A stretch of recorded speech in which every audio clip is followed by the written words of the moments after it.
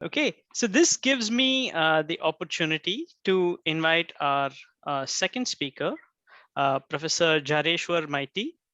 Professor Maiti is a professor in the Department of Industrial and Systems Engineering at Indian Institute of Technology, Kharagpur, IIT Kharagpur.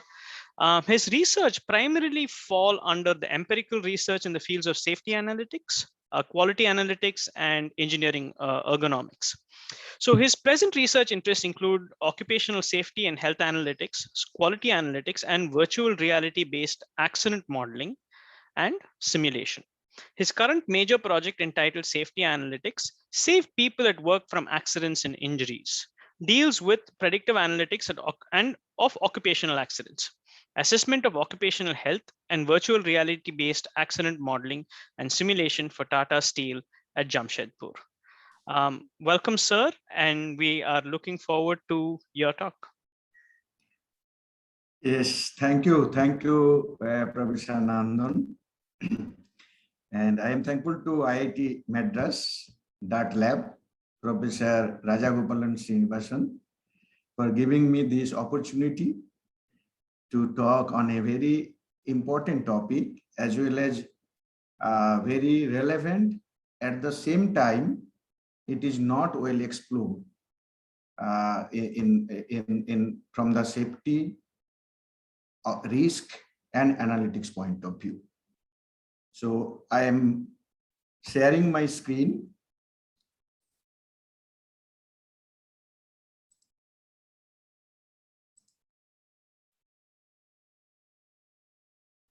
Just give me 1 minute. Yes. So is my screen is visible?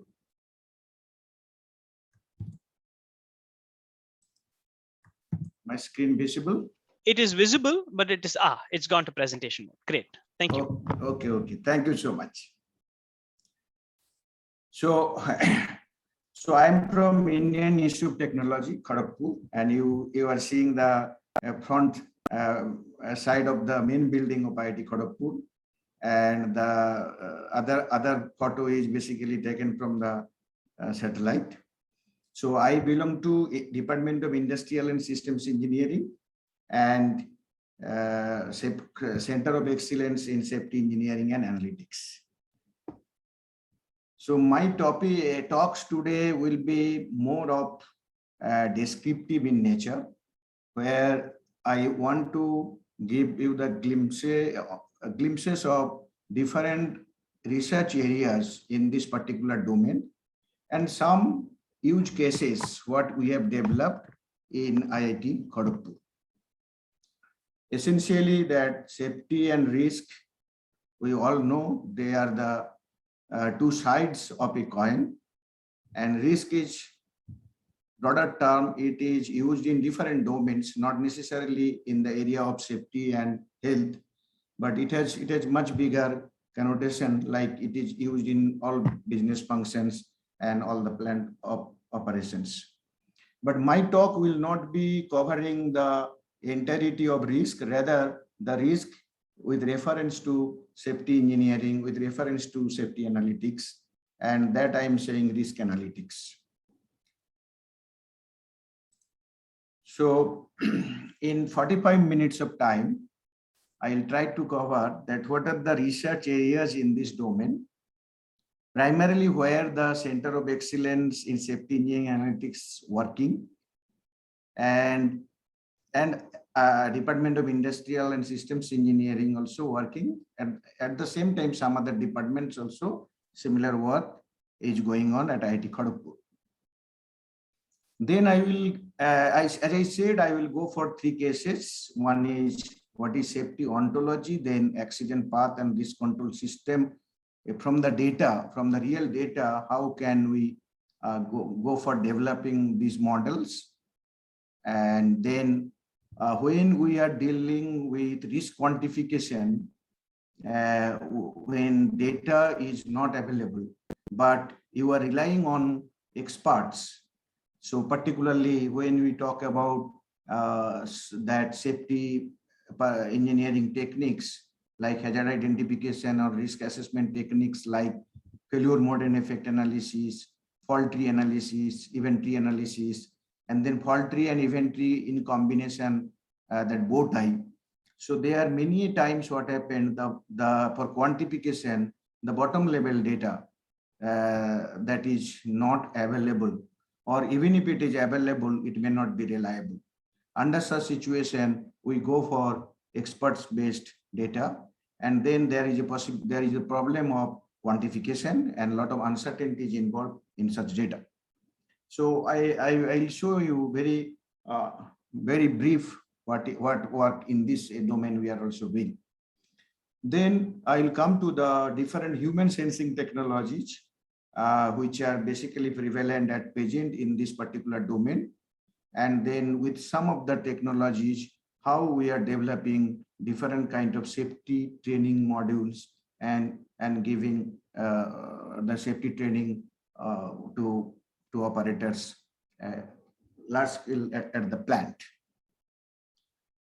So as usual, as I am from IIT Kharagpur, I talked about IIT Kharagpur, as well as I want to tell you that the Center of Safety Engineering and Analytics, it's a new center. It was developed in last year in July 2020, and it has very unique motive, particularly from the safety and health engineering point of view in the occupational domain where people work, people at work. That is not yet mature enough. So that is the primary purpose, that how this education can be given,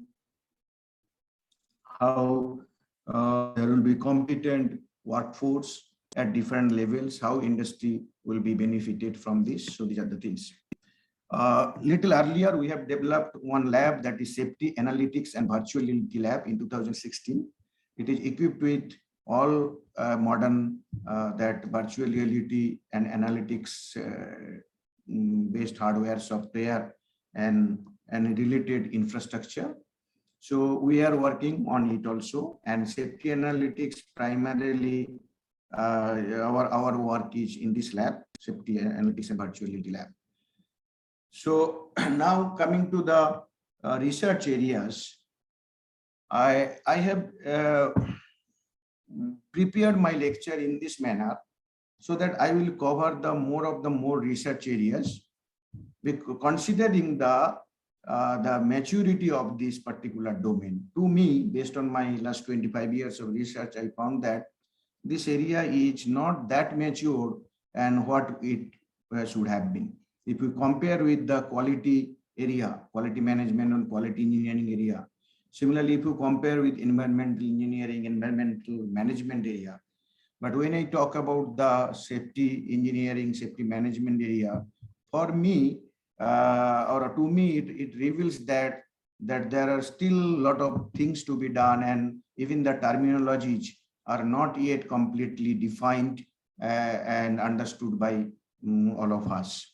So it's this century, the 21st century, I think it should work on this particular domain, safety, health, and analytics, including engineering and management of it. So what is safety analytics? Safety analytics, as my previous speaker already was mentioning about the data, it is basically use of data and statistics, data mining, machine learning, deep learning, whatever way you can coin. So all those, and also artificial intelligence and other technologies, in such a manner that ultimately you will be able to prevent accident from happening, and even if accident happens, so you will be able to mitigate the impact of accidents.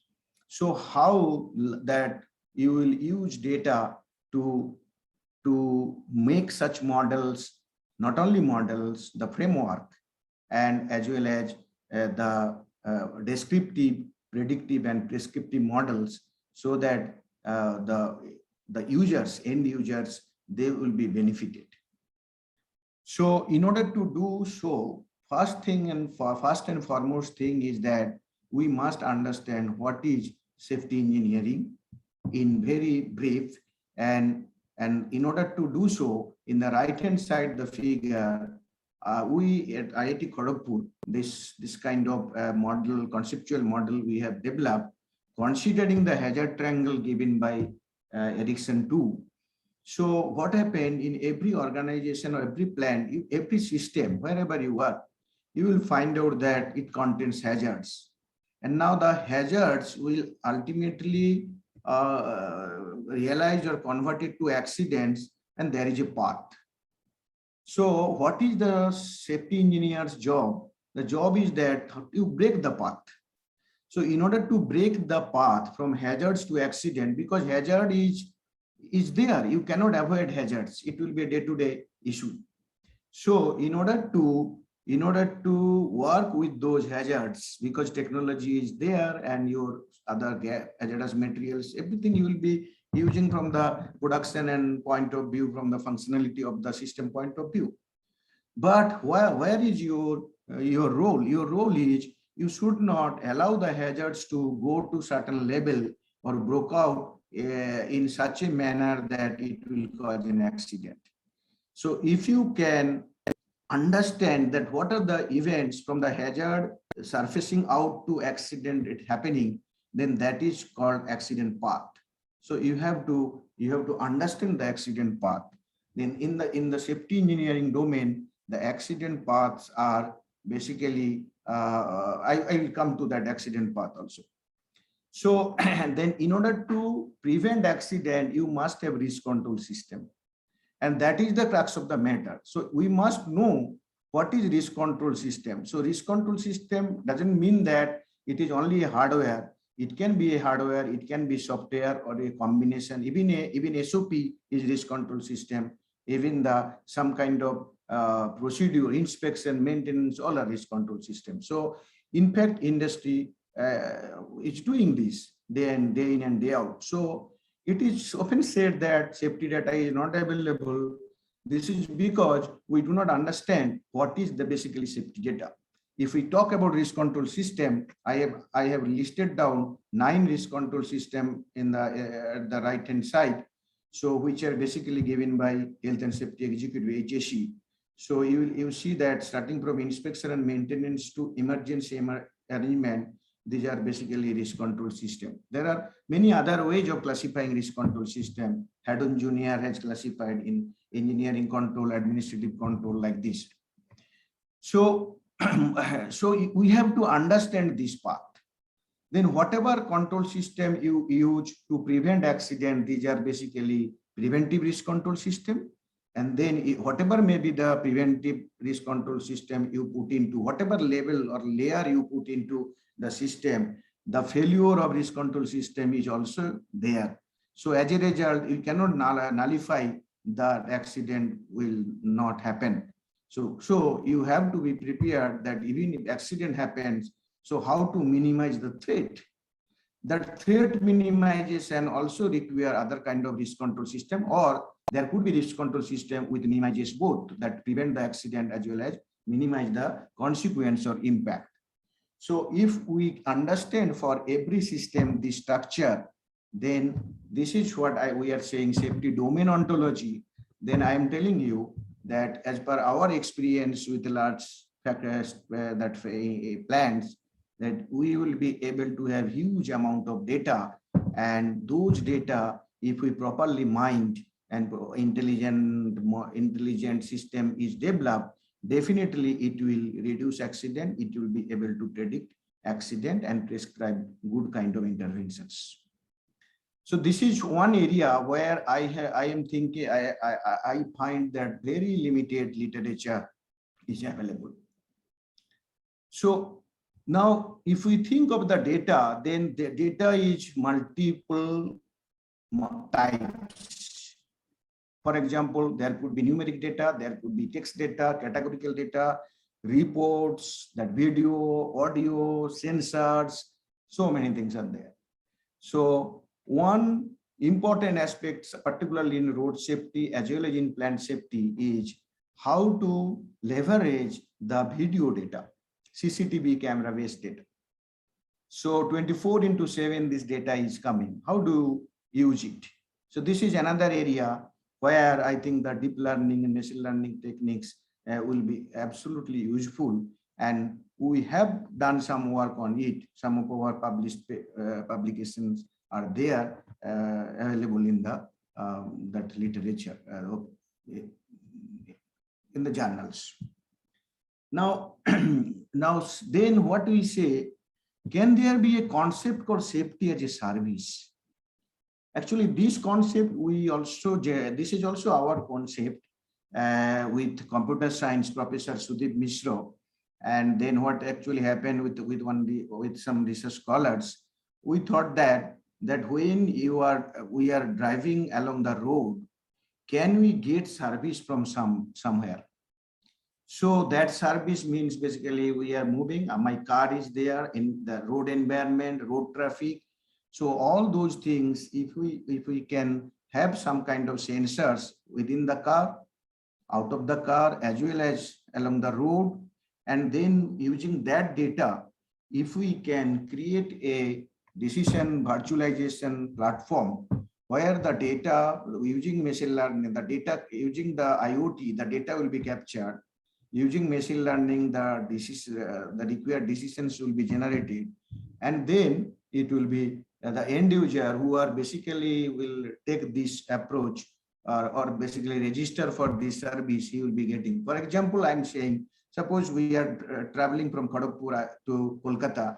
So there are two routes, but one route is basically having some kind of problem. Okay, you can say Google Map is there, Google can give us some idea, but what kind of problem, whether that may not be possible till now. So what actually we are trying to tell that like other services, like maintenance as service, quality service, similarly, can there be a concept called safety as a service? So this paper is published in IEEE, that Internet of Things. So you can look into it. Then the other part, what I said, that some case I will be showing that human sensing. This is where Professor Rajagopalan also working in a very elaborate manner. And in fact, Professor Rajagopalan has given an excellent lecture in our weekend talk of the center, and where he mentioned some of the human sensing technologies, how it is to be used. Particularly, he mentioned about EEG and eye tracking. So eye tracking also we are using, and I will show you one case for how using eye tracking and NASA TLX. We are basically developing, or I can say estimating the mental workload. Then another issue is virtual reality and augmented reality and related safety training. See, this is a domain where we have to rely on such virtual things. Nobody will allow you to conduct experiment in real life situation dealing with hazardous materials or hazardous processes, or where you have to create undesired events. So as a result, the safety analytics and virtuality laboratory, what we have developed at IIT Kharagpur, this is the primary purpose is to reconstruct accident scenarios in the virtual environment, and then using certain simulator, that making a simulator, if we can do experiment and generate data. These are synthetic data, simulated data. This also is another source of data collection.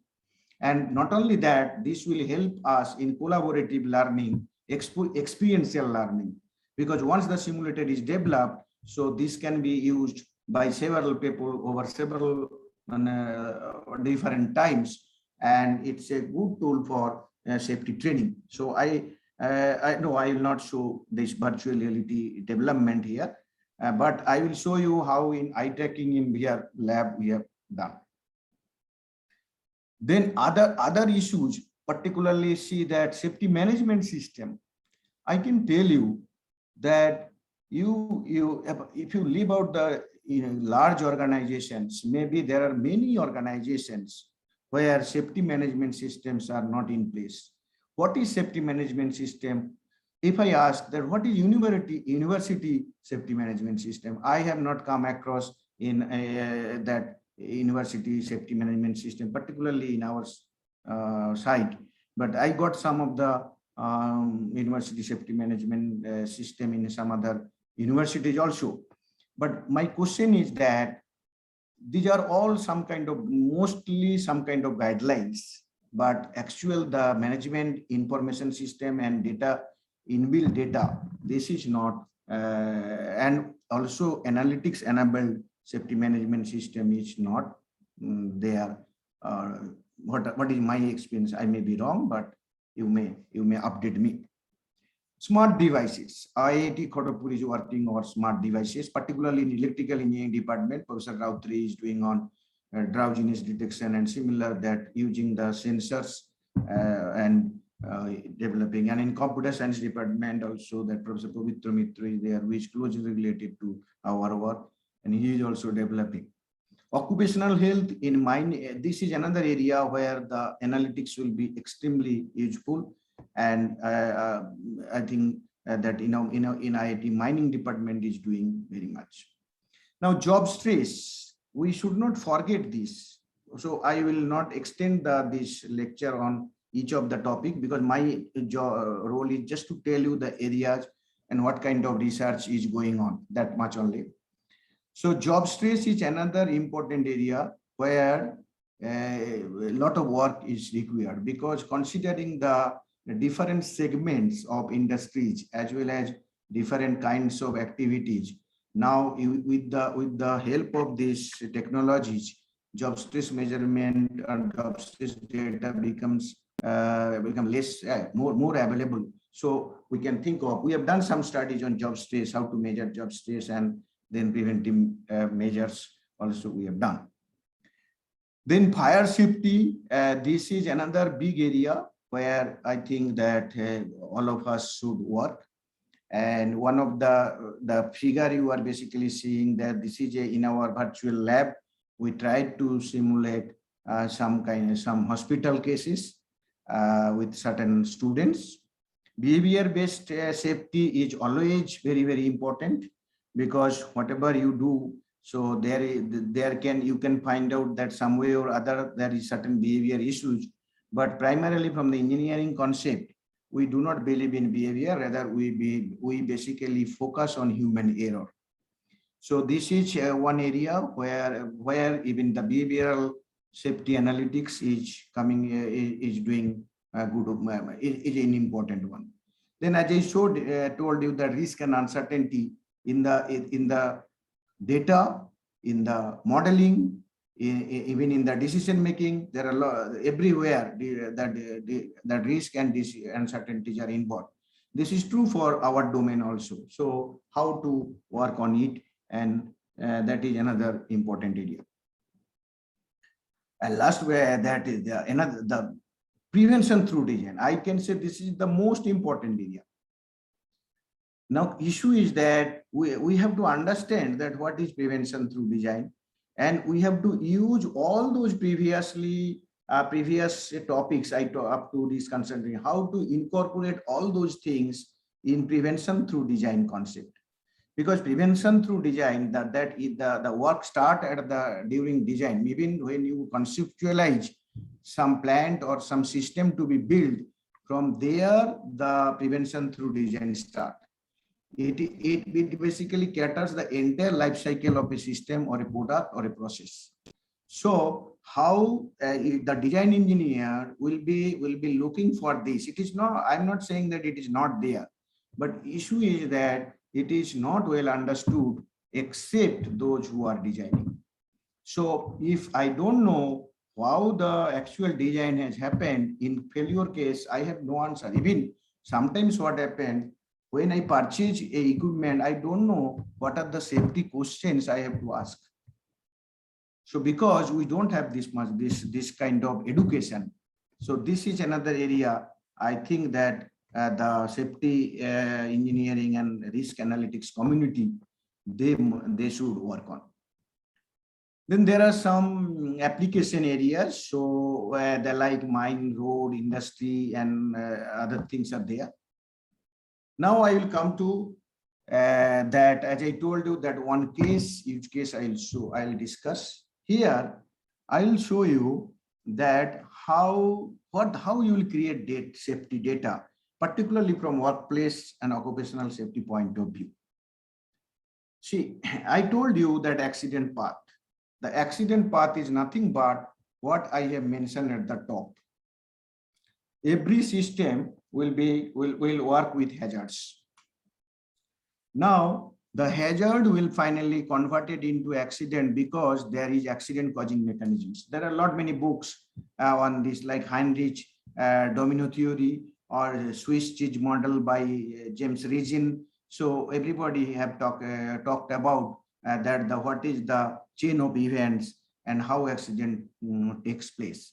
Usually what happens that there will be a starting point and thereafter there will be failure of the risk control system, and one after another the failure takes place, and finally there can be a I can say synergy in terms of the events, and which ultimately lead to accident. So these accident path actually finally there will be a lot of threat and there will be target. Target is property, target is your environment, target is people.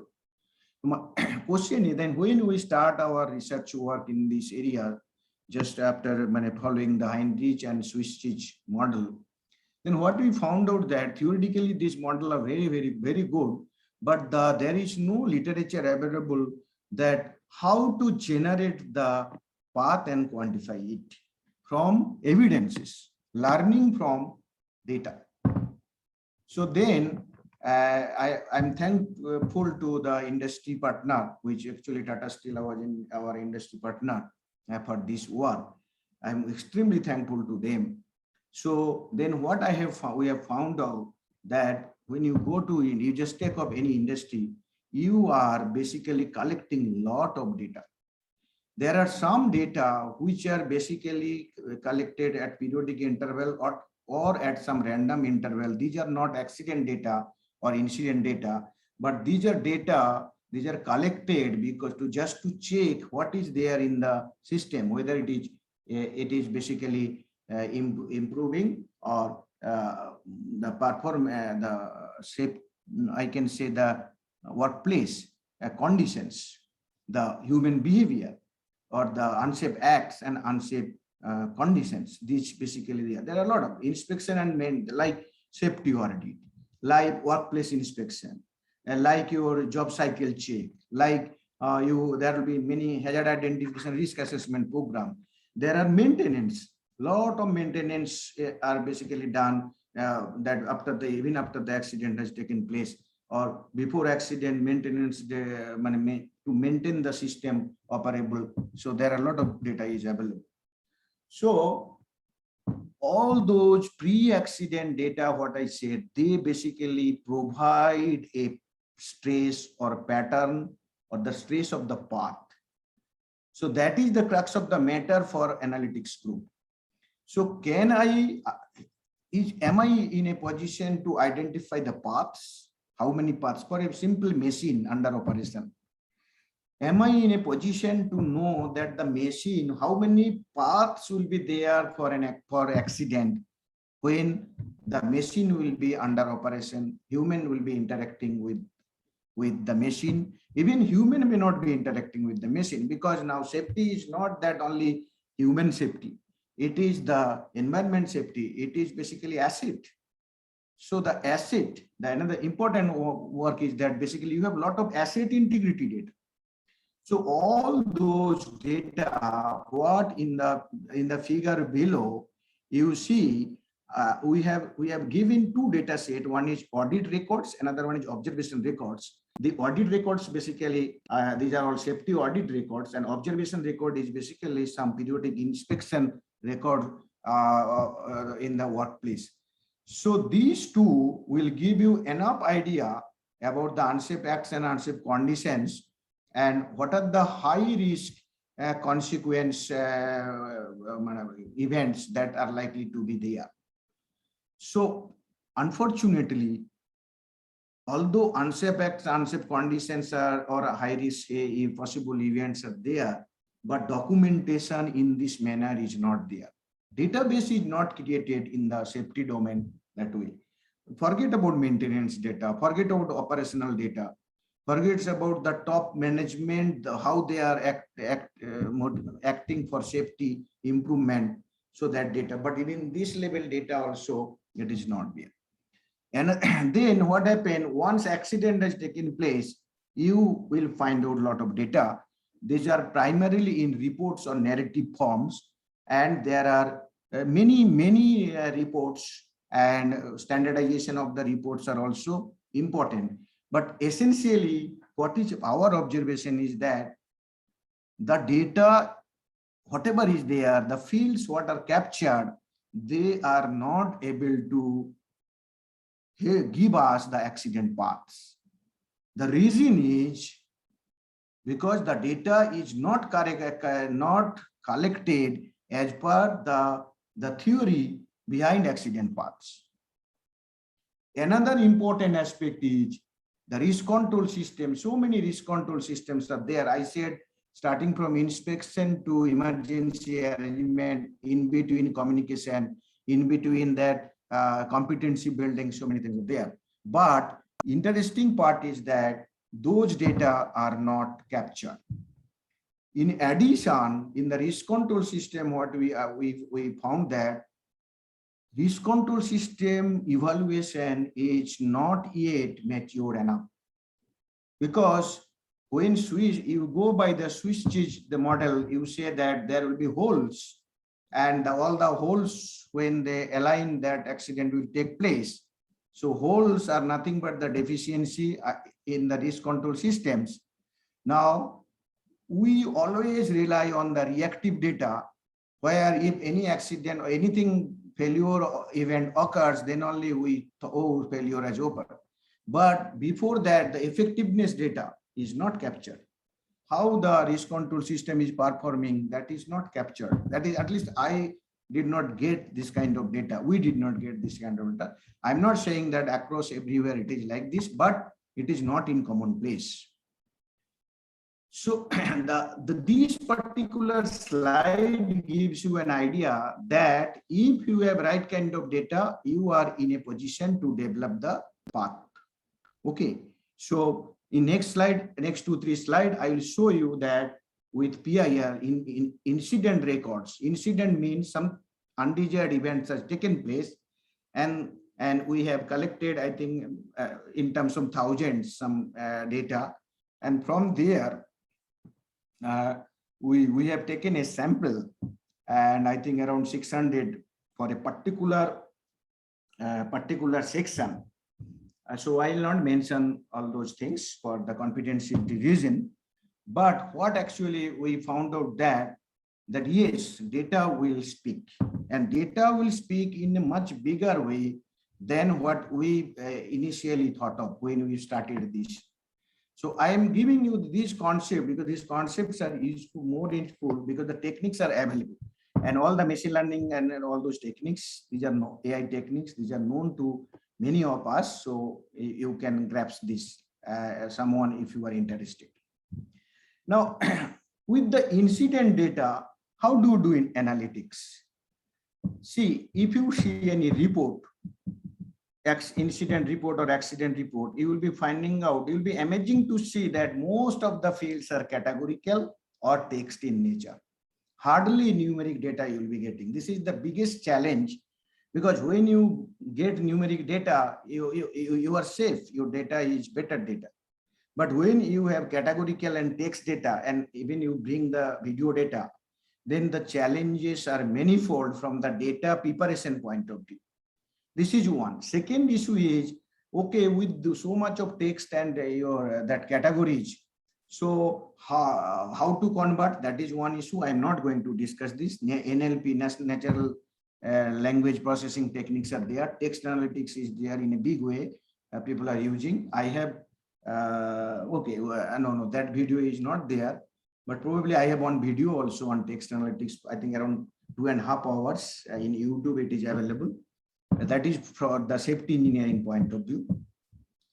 So now, then what we have found out that these data, we should not look from the traditional point of view, okay, what are the causes and how how many happens and how out of total some kind of frequency. That means the frequent item set generation. We have given another concept called item set. Item set means it is basically covering all the elements of an accident path.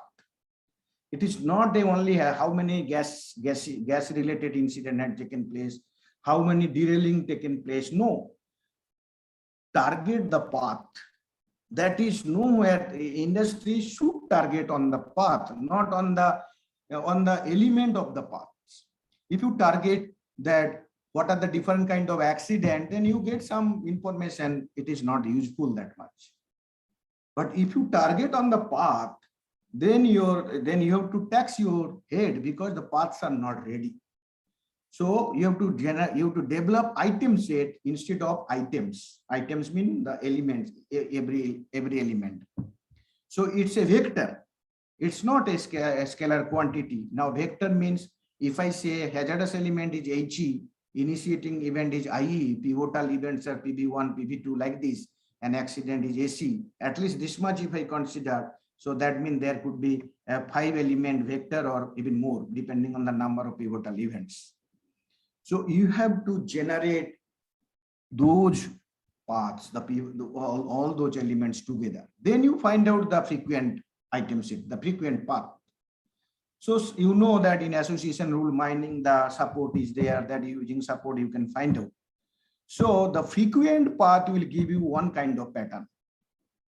Now question is, if in a month there is certain accident, more accident, immediately what happens?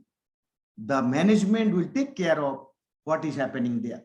So immediately some intervention or some kind of actions will be taken, and you may find out that these actions finally reduce the accident in the next month. But those which are lower frequency, so they have not taken into that much importance. But next month what happens? Some other item set is propagating more. So that's why what happened, if we thought that late, we will go for some other kind of metric, temporally frequent, the accident path over time, how it is basically propagating. So there is another concept that you all know, exponential smoothing, that in time series forecasting, exponential smoothing method is very popular. What it does basically, the most recent the data is given the higher weight, and subsequently the earlier data, the weight will be reduced. So using this exponential smoothing technique and also making several time windows like quarterly time window, monthly time window, weekly time window. So depending on the availability, the planning horizon you are thinking of.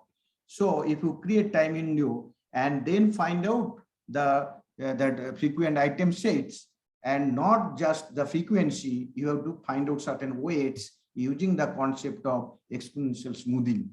So what happened ultimately, that concept, this paper is available in Reliability Engineering and System Safety. So you can go through this paper, you will find out that how these things are defined. So this will give you another kind of in pattern. It is not that the first pattern, it is the second pattern, and with a lot of other insights. I will show you temporarily frequent item set once it is generated with the weight, how the risk control system performance is judged. Okay, then comes the elevated severity item set generation. Basically, this is we are talking about that first part is talking about the preventive risk control system is prominent, but in the second two we are talking about particularly elevated severity. This talks about how your mitigative risk control system is performing. What does it mean? Suppose in a hazardous situation there is a potential fatality condition, but you will find out in actually it is a near miss or it is a first aid case. Why this happened? A potentially fatal situation becomes a first aid or near miss situation, and maybe there can be a situation where potentially less severe situation become high severe conditions. So that metric, what we are saying, that elevated severity item set, you can develop this. I'm not going to the mathematics of it, because it is a little bit complicated. So, but the formula and other things we have given.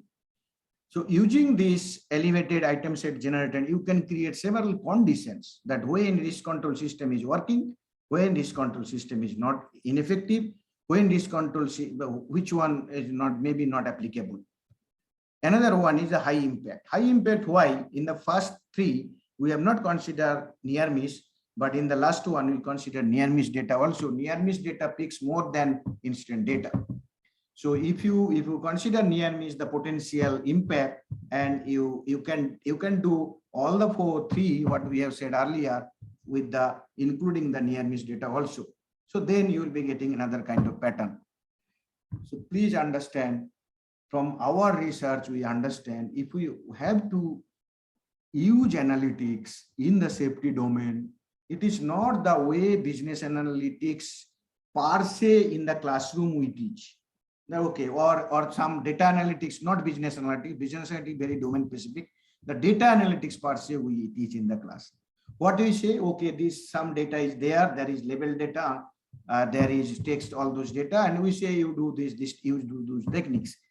These are no longer that much lucrative because the domain analytics is becoming more powerful now. Because if I don't have the utility of the data, the quality of information quality will be less.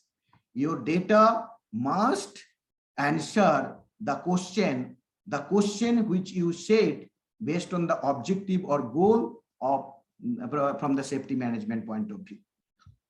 So this is essentially an important area to work on. I spend time because I am saying that in the safety domain, like quality domain, you take any product, suppose a cast product, you will find out maybe there are 10 types of defects.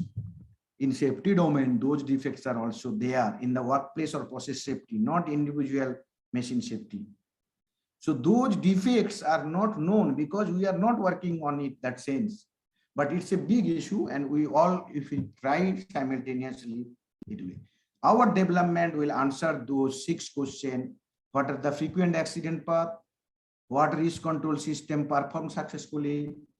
What is risk control system absent or ineffective? Which accident path have high probability, and something like this.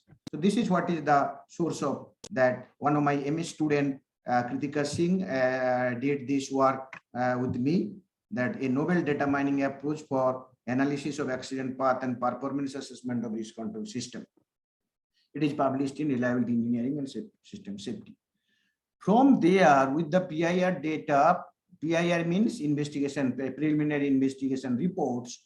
I have given, there are some more, but I have just taken a very simple one so that from what we have presented in the paper also, because this requires.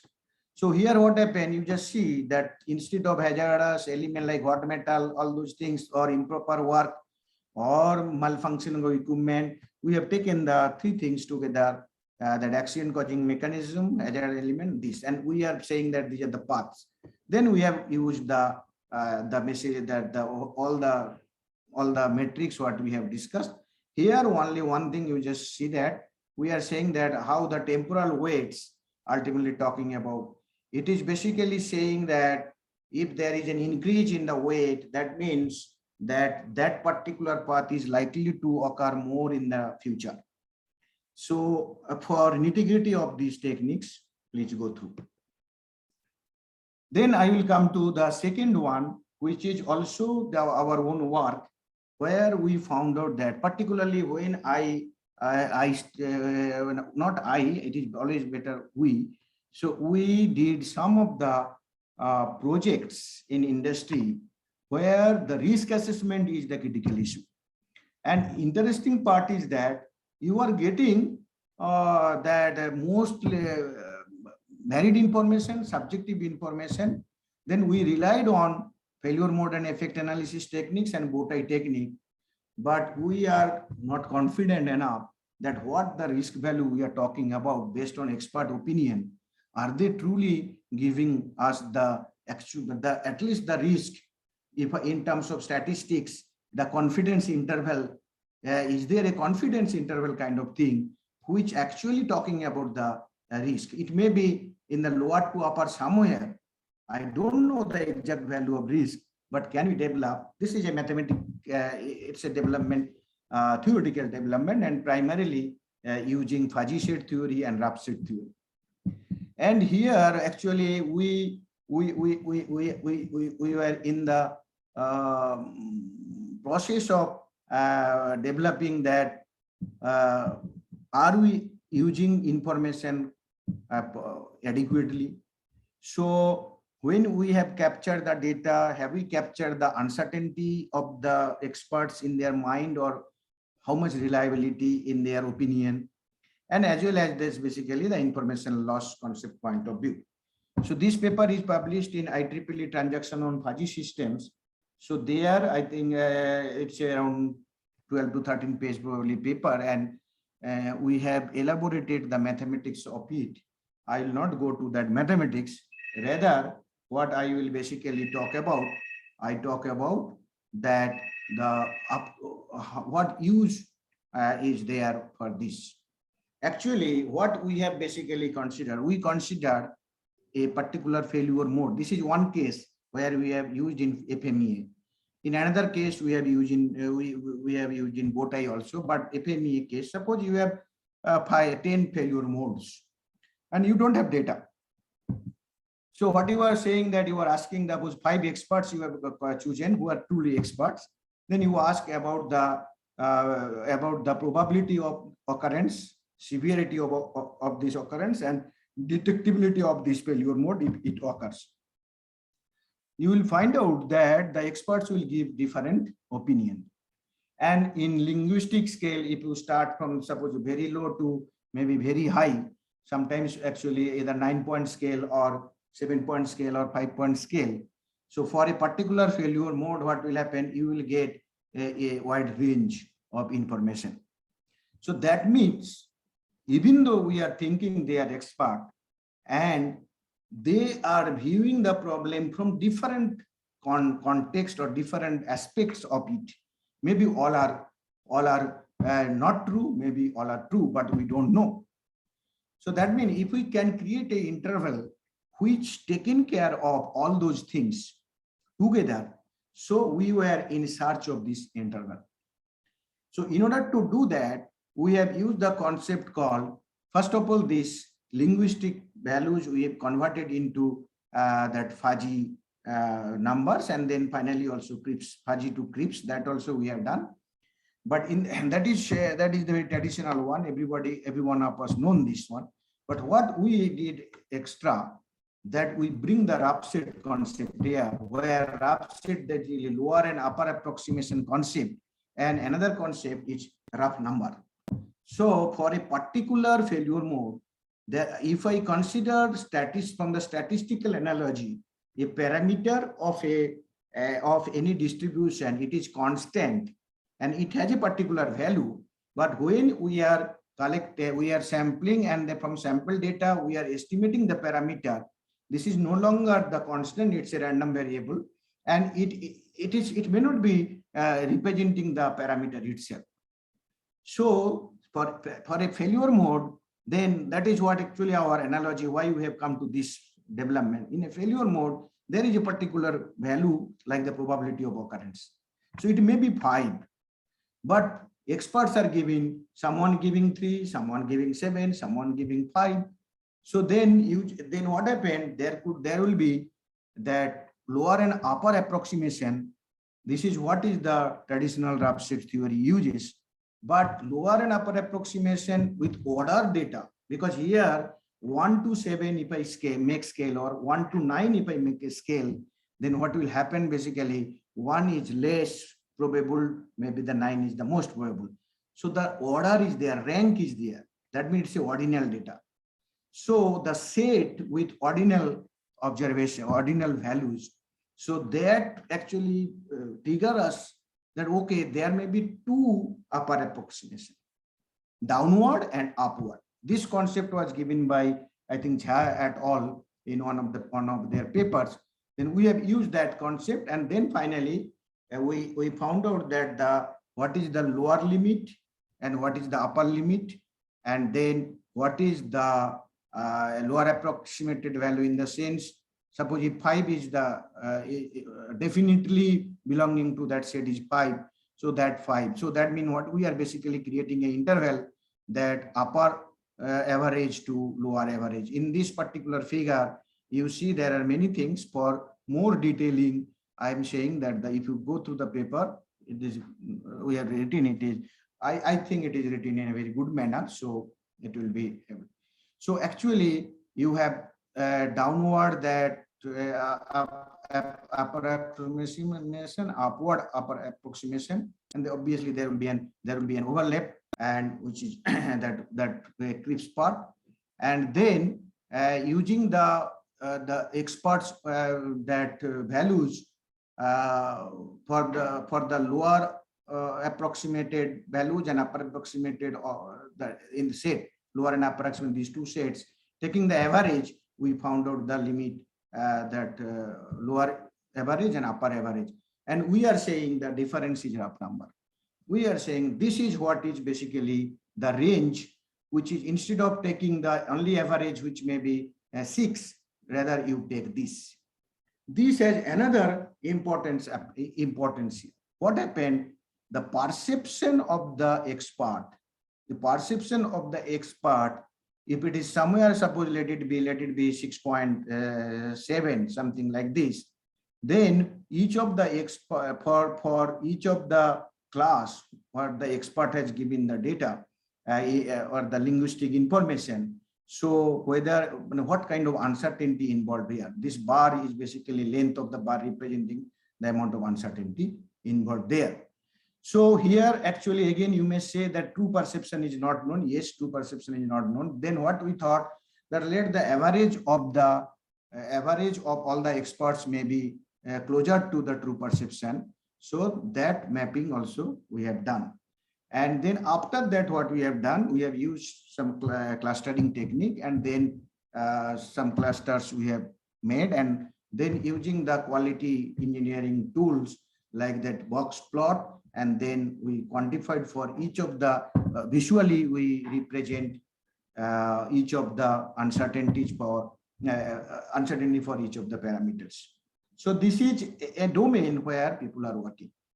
My last one I will take, I know I have probably taken around Professor Rajagopalan, how much time I have?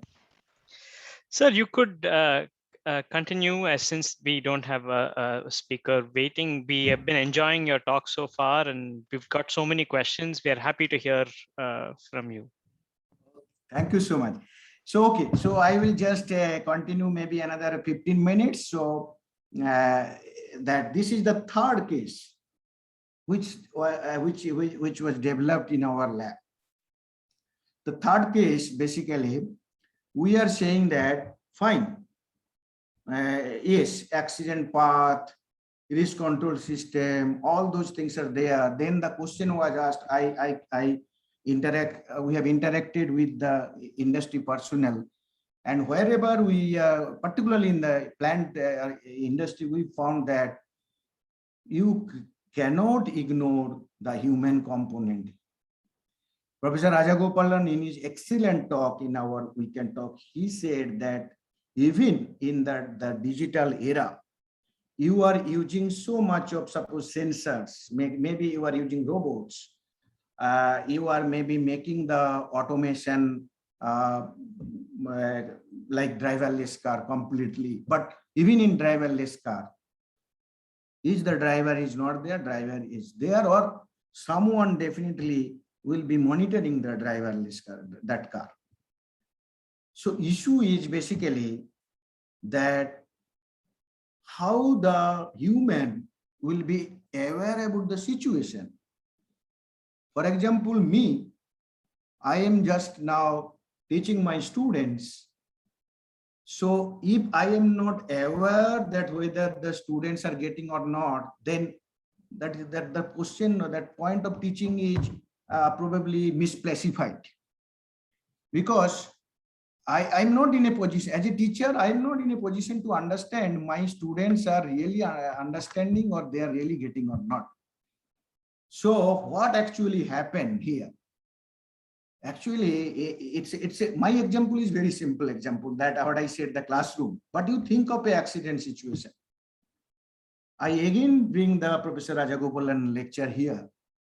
See, when the accident takes place, nobody could understand that an accident is going to happen. If accident, people are able to understand the accident going to happen, then obviously you will not allow it. Why it is happening? That concept, Endsley in 1995, he has given a very good conceptual paper with a lot of examples. Situational awareness. Situational awareness, first you have to understand that, like you see that, apprehend that what is there. A hazardous situation, suppose bare wire, electric bare wire, you see every, whenever rainy season, everything nowadays, we are hearing that electrocuted and died. These are all unfortunate. So we are not situation aware, and it is not in industry, it is in home, it is in the public, everywhere. So the issue is how to measure situational awareness, how to model situational awareness, how to understand that this is the group of people who will be situationally aware, and these are the group of people who will not be able to comprehend that case. So there are three things. One is understand or recognize, basically. Then you basically comprehend. You basically see that the totality from the system concept, that environment is there, other colleagues there, machine there, so many things. And then predict.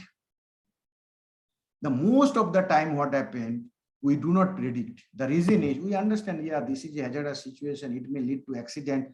So, okay, somehow I will be escaped. So we are not able to predict the totality. Can it be modeled? It's a research issue. I'm telling you, it's a purely research issue. Industry, it is, if we want to give it to industry, at present, it is basically in the questionnaire domain. What happened? We know what are the different aspects of situation of the environment, including work and other things. Set certain questions, give it to the operators or the workers, gauge the answer, and then maybe at periodic intervals you do. That kind of framework and templates are available also. Endsley group also given this. But our interest is why not now the present day IoT and all those technologies will be able to capture those things. This is not new.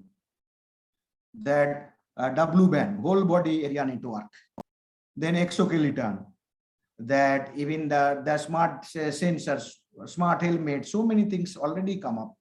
But I'm telling you that I have not come across any paper. I might have not searched that much, it may be, but I don't found that how industry will be benefited, how that all those knowledge will be percolated to the industry level with a particular device or an instrument in such a manner that they will use it and they get the benefit out of it. It is not there to me from the safety and situation awareness, accident avoidance point of view. So this is essentially an area falling under ergonomics, cognitive ergonomics, and but at the same time, we cannot eliminate the physical ergonomics also, because all the processes and this cannot be that completely labor free. So both the physiological or physical ergonomics and cognitive or mental ergonomics, I can say those are very, very important. Nowadays, because of the digitization, what is happening here, now the cognitive load is increasing, whereas the manual load is, or manual labor is decreasing. So this right-hand side, you see that the physical ergonomics point of view, biomechanics. This is an old study in 2014 we have done.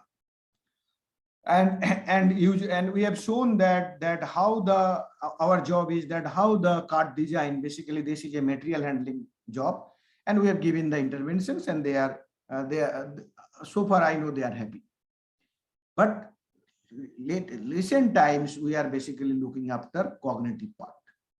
Then what happened for the last 5 years, the cognitive side, when we start doing, first of all, nobody allows us to do this work in the real environment, and it is true, we should not ask also. And then what happened, we developed a EOT crane simulator in our virtual reality lab, and then all the activities are simulated. Like you see, it's a basically a hot metal transfer in a steel factory. So lifting the ladle to some of the things, tilting, then placing, then shifting, placing, some of the activities we have shown here. Then these activities we have simulated in our virtual reality environment. Yes, it is not the real environment.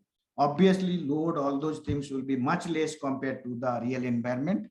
But even then, we thought that for the research point of view, why can't we start doing something like this, and maybe later on, this can be calibrated to the industry level with certain measures or with certain devices. So then we have adopted the DOE concept, design of experiment. So you all know that those who are here from the academics domain side, I request all of you, for every engineer, design of experiment subject should be a must. Design of experiment talks about how you will plan for design, conduct the experiment, and analyze the experimental data. Fortunately, I teach this subject, and I know that's why. And I also know that there are many research scholars in here they are taking, but I don't know whether that all the disciplines, particularly who are doing experiment in chemical engineering, it's extremely important. And I'm telling you, in chemometric, I think chemometric journals probably.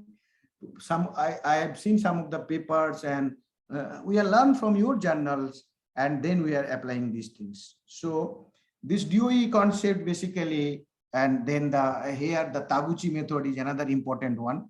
So those will come, that will reduce the number of experiment. So it will reduce the cost of experiment.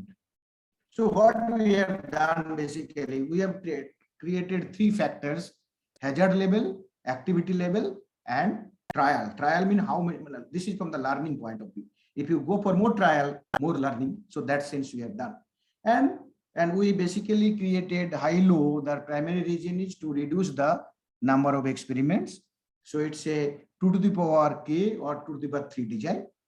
And then we have used eye tracker here. That is the crux of another important part. So the work and the eye movement, there are many eye metrics. So you all know that I think our paper is there, assessing mental workload in virtual reality based UDK and operation, where we have given a table also where the different metrics are there. Some of the metrics I can remember, some of the metrics I forgot also, means from definition point of view. And all those that eye metrics are response variable. Response means depending on the workload, actually what happened, your response will be there.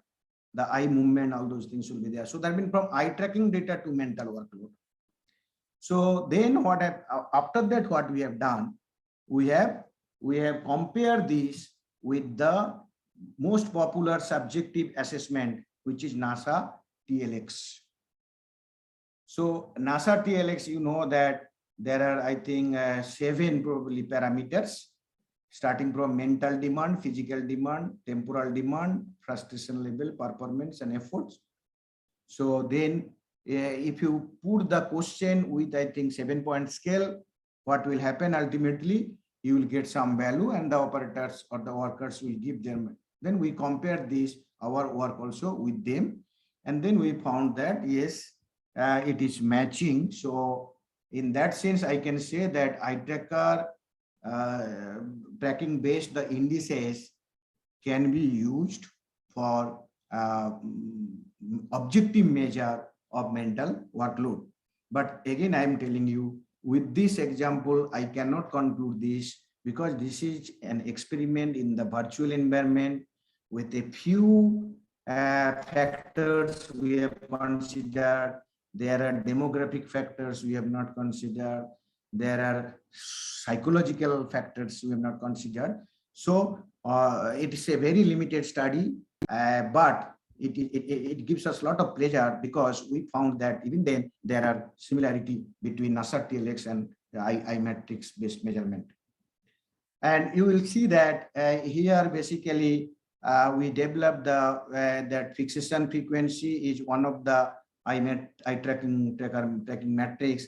So that one we use, and we see that how the performance is actually based on hazard level, increasing hazard level, or and going for more trial, what is actually happening. If you see the right hand side, that basically some kind of plot is given. These plots are nothing but basically talking about that with increase in trial, definitely learning is more. Okay, and in this and also in the second one, the from the for the different activities also, you see that what is actually the fixation frequency point, how it is behaving. So more nitty-gritty of the eye tracking metrics, then how they are related with the mental workload, how they are computed, all those things are basically require certain amount of background. So I request all of you who are basically interested in this domain of research and development. So you need to have some kind of basic understanding of all those things, and also with the such certain amount of papers. In fact, very good amount of papers are available in eye tracking area. And right hand side, it's basically the correlation part between the eye tracking based metrics as well as NASAR TLX based some parameters. So we got some high correlation and reasonably good correlation. So that is what I cannot conclude that how the situation, whether this is it's a quantification of situational awareness. I cannot tell with this experiment. Only I can tell you that yes, it's a measurement of mental workload, and we have a miles to go before we sleep, because this area, although technologically it is developed much, but from the research point of view, it will require, and that applicable research. I'm not talking about theoretical research, applied research, which the industry will be able to use. So with this, I put pause to my lecture, and then there are many references. Some of the references I have also shown earlier. Some of the references like last one, which is also our work, and that basically talking about that safety as a service concept. Some other papers are available. What I have basically mentioned in this domain, this we have not mentioned. Some of the other references I have taken from other useful publications. So then I must acknowledge all the all who have helped us in doing this research and applied application to our industry level. So we have the pleasure to tell you that our industry connect is very good, and we are giving some utility inputs to industry. So they are also happy. I cannot say that they are 100% happy, but yes, they are finding it is worth pursuing. So Ministry of Education, Ministry of Steel for funding, Tata Steel for funding, Aarti Steel also for funding another project. Then many faculty members are involved with our research. So many research scholars and graduate and undergraduate students. I owe to everyone, because whatever I have presented today, it is because of my research scholars' work as well as the undergraduate and graduate students' support, and also the support of IIT Kharagpur in terms of lab and my wonderful colleagues who has helped me in this venture. My last but not the least, this is my motivation. So in a day when you don't come across any problems, you can be sure that you are traveling in a wrong path. So it motivates me to, whenever I find the smooth day, I think I have not done anything. So, okay, thank you, everybody.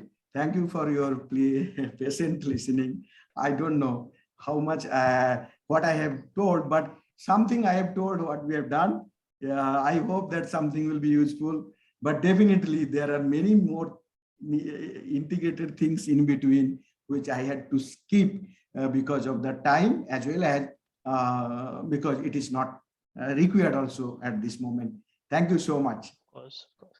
No, thank you so much, Professor Maiti. That was an excellent and very thorough, covering of the entire subject. A lot of us learned a lot from your talk. We have 5 questions that have been asked in through the chat channel as well. I thought I would focus on 2 questions, and since we also have an IITM research spotlight that is to follow your presentation, maybe we can have the spotlight while, if you have a few minutes to answer 1 or 2 of these questions on the chat.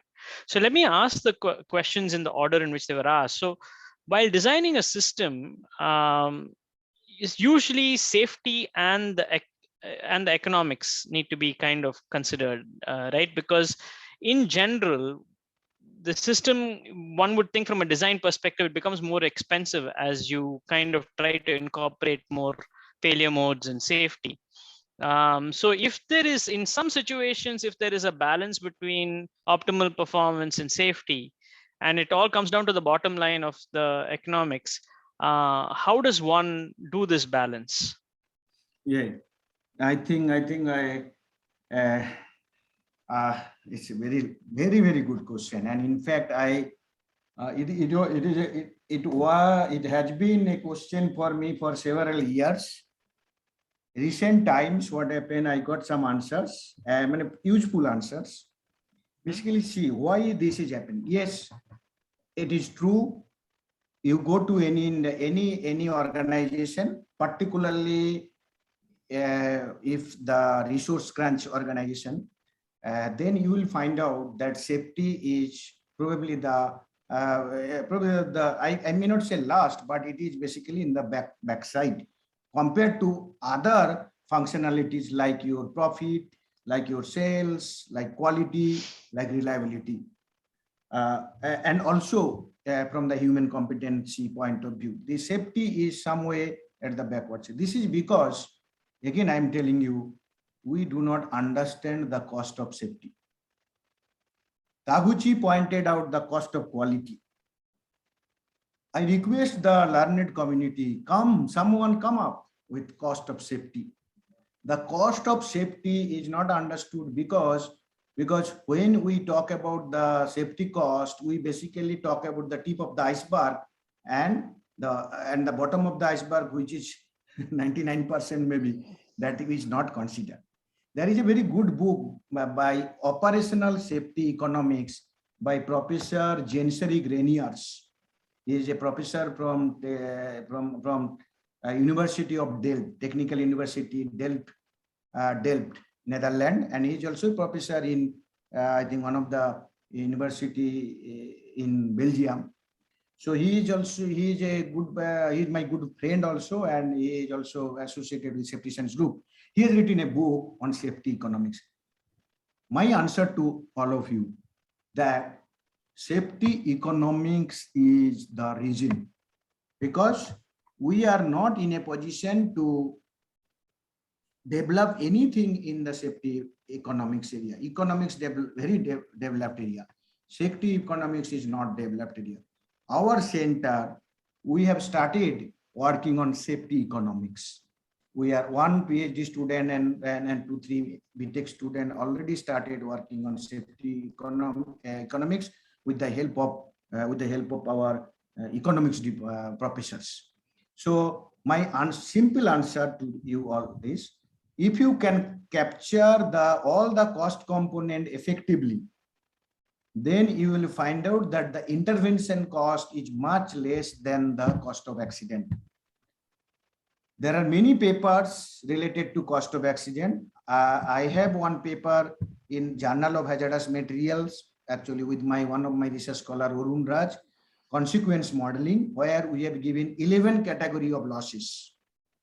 So it is not the human loss only, it is the property loss, it is the environment loss, it is production loss. So there are 11 categories of loss, and if you compute each of the loss, and then definitely you will find out that intervention is much less, the cost is less than this. Okay, this is one. Second is that obviously if there are some low-hanging fruits like some incident or accidents which can be very easily avoided, where the cost is minimal, there basically you may be putting your effort.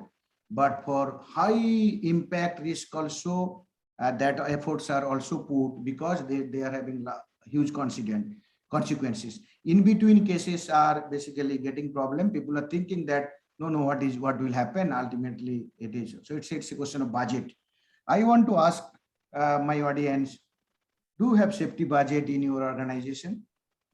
I think I don't know whether the safety budget, is it equivalent to the other functional areas budget?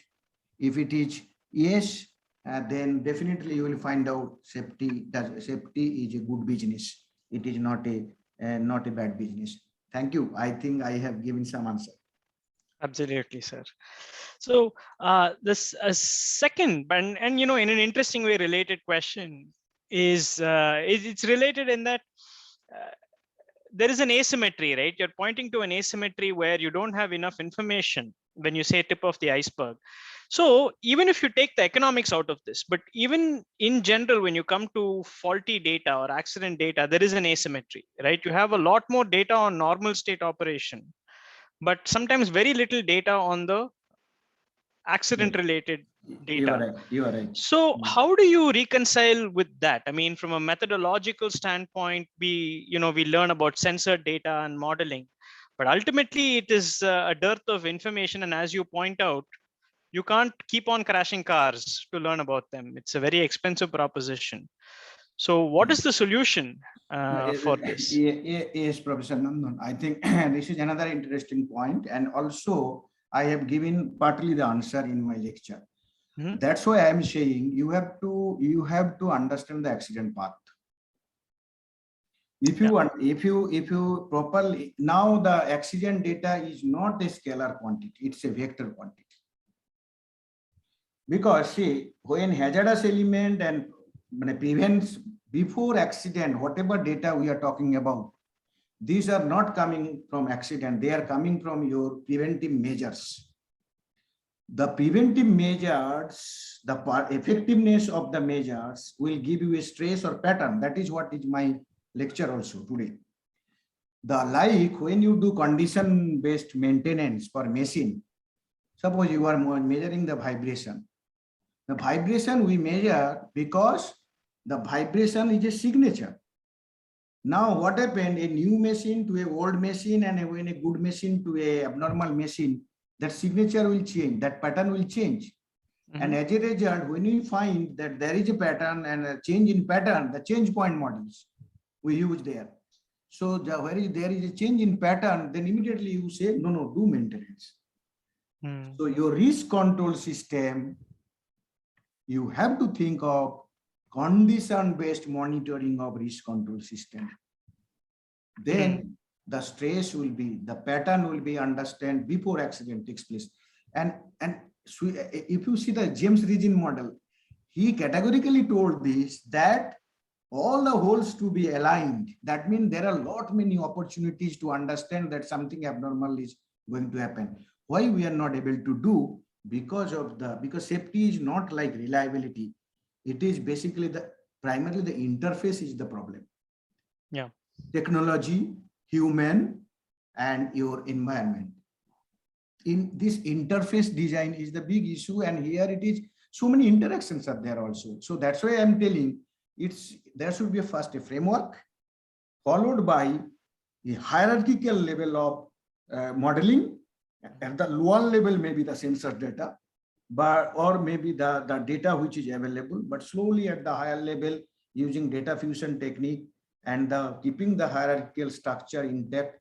So if we develop the performance decision support system for risk control system, I'm sure we will be able to do it. Great, sir.